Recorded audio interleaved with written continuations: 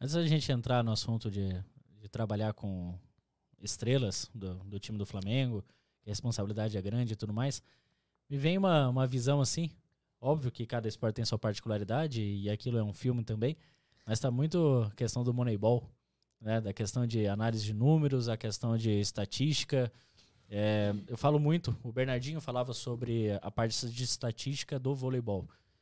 Óbvio que são menos variáveis, você consegue prever, mas quando o adversário saca, quando o time do Bernardinho saca, ele já sabe qual que é a probabilidade da bola vir na ponta, na entrada, na saída, na bola de meio, etc. Né?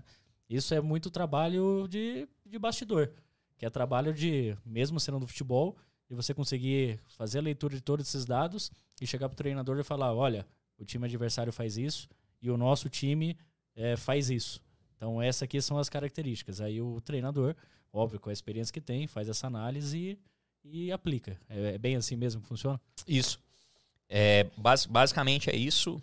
A única diferença, assim, que isso é muito legal do futebol, que o futebol tem um imponderável, né? E tem a imprevisibilidade que ela é muito, muito presente, diferente de outros esportes. Sim. E tem mais uma situação também que é complexa no futebol, que dependendo da equipe que você está, as equipes, por exemplo, vou dar o exemplo do Flamengo, né? Então as equipes, quando elas iam jogar contra o Flamengo, elas fugiam do padrão normal delas, porque elas entendiam que jogar com o Flamengo era um jogo especial e elas precisavam fazer algo diferente. Então a gente também precisa ter esse discernimento, porque se a gente observasse somente o padrão daquilo que a equipe vinha apresentando, você não consegue traduzir a realidade que nós iríamos encontrar no jogo, né? Então, dá um exemplo, né? O Atlético Paranaense na final da Libertadores, né? O padrão do Atlético Paranaense era mas nos jogos contra o Flamengo ele mudou um pouco, né, a forma como ele atuava. Então a gente não pode pensar que o Atlético Paranaense jogando contra, por exemplo, o Juventude, ele iria repetir alguns comportamentos, né, do que eles iriam apresentar contra um Flamengo. Então isso é algo que a gente precisa levar em consideração também.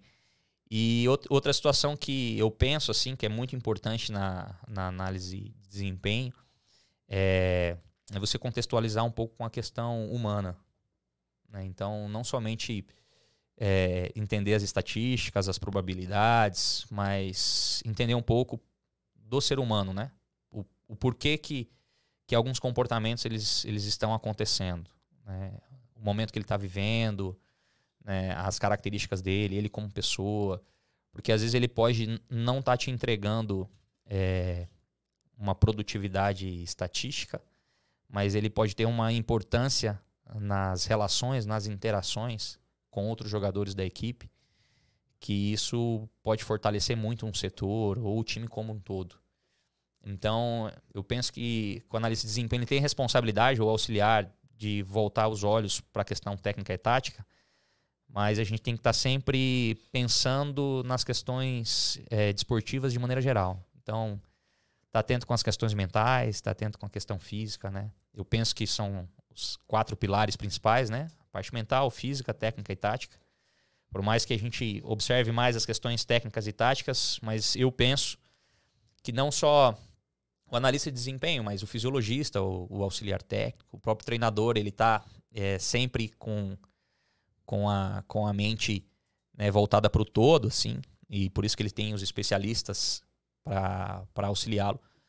Mas eu penso que nós, dentro das nossas especialidades, eu acho que a gente também precisa entender e conversar com as outras, né, com as outras áreas, para a gente sempre entender o atleta como um todo, né?